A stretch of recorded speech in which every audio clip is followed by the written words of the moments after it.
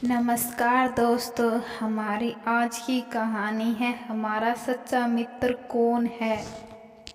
एक व्यक्ति था, उसके 3 मित्र थे। एक मित्र ऐसा था जो सदैव साथ देता था, एक पल एक क्षण भी बिछुड़ता नहीं था। दूसरे मित्र ऐसा था जो सुबह शाम मिलता था और तीसरे मित्र ऐसा था जो बहुत दिनों में सिर्फ एक बार ही मिलता था। एक दिन कुछ ऐसा हुआ कि उस व्यक्ति को अदालत में जाना था और किसी कार्यवश साथ में किसी को गवाह बनाकर साथ ले जाना था। अब वह व्यक्ति अपने सबसे पहले अपने उस मित्र के पास गया जो सदैव उसका साथ देता था और बोला, मित्र, क्या तुम मेरे साथ अदालत में गवाह बनकर चल सकते हो?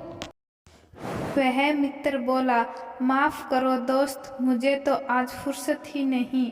उस व्यक्ति ने सोचा कि यह मित्र मेरा हमेशा साथ देता था, आज मुसीबत के समय पर इसने मुझे इनकार कर दिया।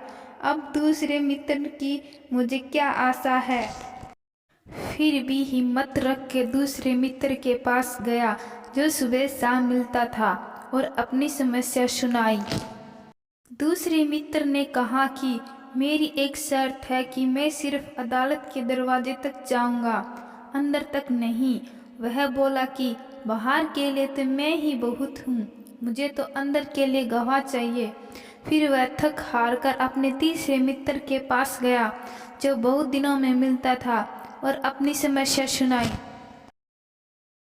तीसरा मित्र उसकी समस्या सुनकर तुरंत उसके साथ चल दिया। इस कहानी में हम 3 मित्रों की बात करेंगे जो सदा हमारे साथ होते हैं। तो चलिए हम आपको 3 मित्र के बारे में बताते हैं। हर प्राणी के 3 मित्र होते हैं। सबसे पहला मित्र हमारा शरीर। हम जहाँ भी जाएंगे शरीर रूपी पहला मित्र हमारी साथ चलता है, एक पल एक क्षण भी हमसे दूर नहीं होता। दूसरा मित्र है शरीर के संबंधी, जैसे माता पिता, भाई बहन, मामा चाचा इत्यादि, जिनके साथ रहते हैं, जो सुबह दोपहर शाम मिलते हैं। और तीसरा मित्र है हमारे कर्म, जो सदा ही साथ चलते हैं। जैसे कि हम सब जानते हैं, आत्मा जब शरीर छोड़कर धर्मराज की अदालत में जाती है, उस समय शरीर रूपी पहला मित्र एक कदम भी आगे चलकर साथ नहीं देता।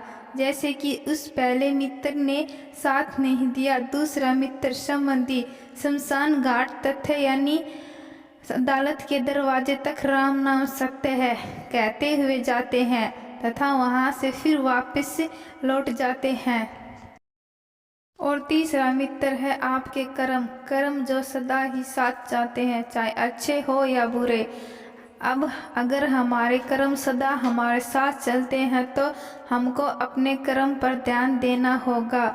अगर हम अच्छे कर्म करेंगे तो किसी भी अदालत में जाने की जरूरत नहीं होगी और धर्मराज भी हमारे लिए स्वर्ग का दरवाजा खोलेंगे। कर्म तेरे अच्छे तो किस्मत तेरी दासी, नीयत तेरी अच्छी तो घर में मथुरा काशी। मैं आशा करती हूँ कि आपको यह कहानी पसंद आई है। अगर कहानी पसंद आई है तो कहानी को लाइक, शेयर और सब्सक्राइब जरूर करिएगा। धन्यवाद।